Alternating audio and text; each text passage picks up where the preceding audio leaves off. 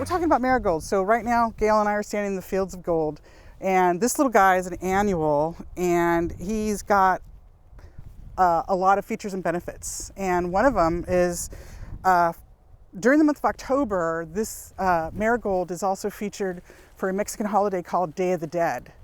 During October, with our family and loved ones who have passed, you know, tradition is that they set up altars and they incorporate the marigolds. The marigold is actually a spiritual journey to help them cross over.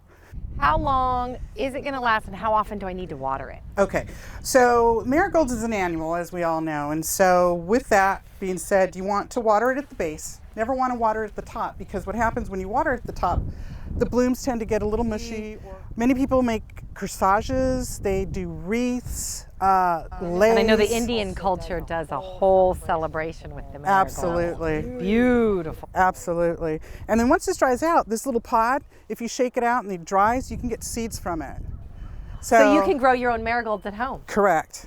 And what's great about the other benefit about a marigold is that you put this in your garden, and it also is an insect deterrent as well as a butterfly, ladybug attractor. If you smell the marigold, it has a really high pungent fragrance to it, so it repels insects, ants.